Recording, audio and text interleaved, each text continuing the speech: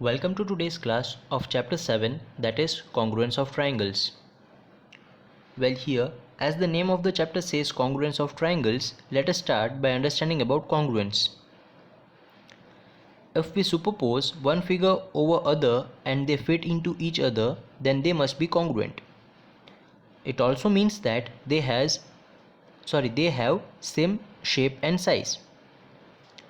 Well, from the figure of the postal stamps here, we can say that both of them are congruent because they are of same shape and size. The symbol of congruence is shown here. Now let us learn about congruence among line segments. To check whether the line segments are congruent or not, we can superpose one line segment over another, and if they completely cover each other, then they must be congruent.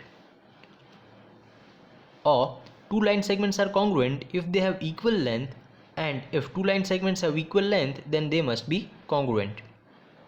Here from the figure we can say that line segment AB is congruent to line segment EF.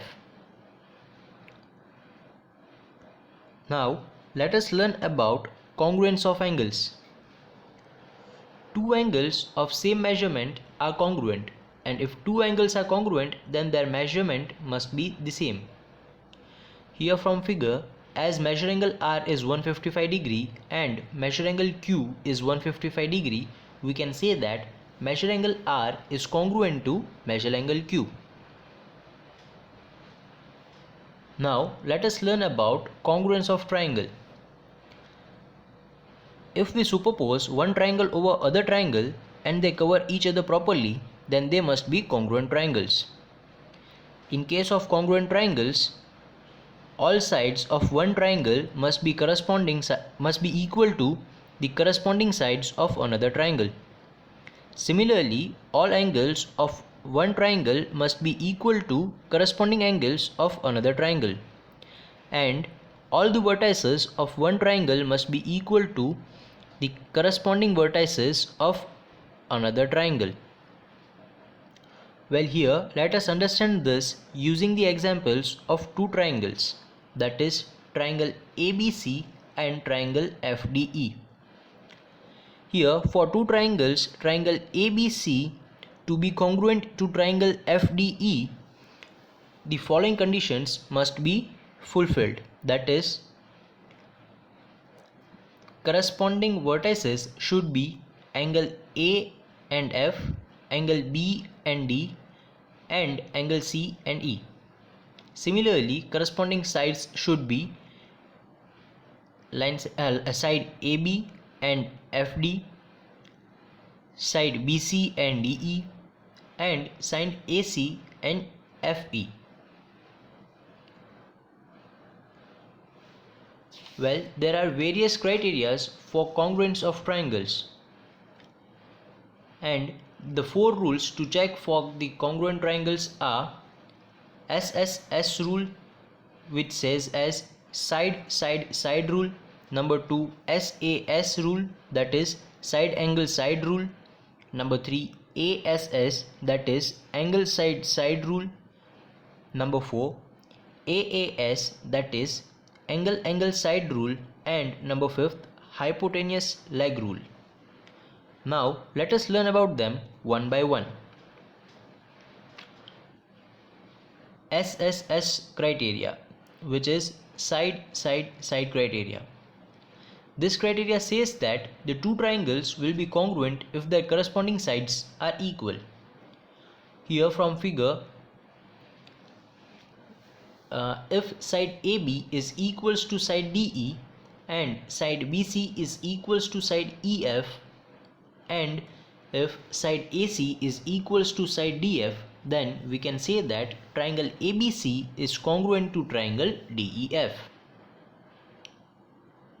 Now let us learn about the second criteria, that is SAS criteria, which says side angle side criteria.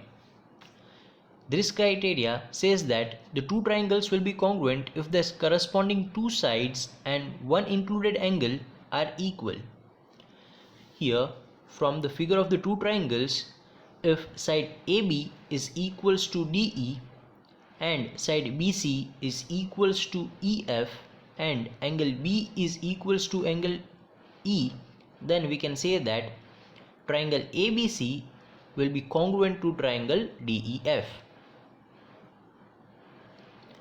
Now let us learn about the third criteria, that is ASA criteria, which is angle side angle. This criteria says that the two triangles are congruent if two adjacent angles and one included side of one triangle are equal to the corresponding angles and one included side of the another triangle. Here from the figure of two triangles, if angle B is equals to angle B dash and angle C is equals to angle C dash, also side BC is equals to EF, then triangle ABC will be congruent to triangle A dash, B dash and C dash. Now let us learn about RHS criteria, which says right angle hypotenuse side. Well, this criteria says that two right angled triangles will be congruent if the hypotenuse and one side of one triangle are equal to the corresponding hypotenuse and one side of the another triangle.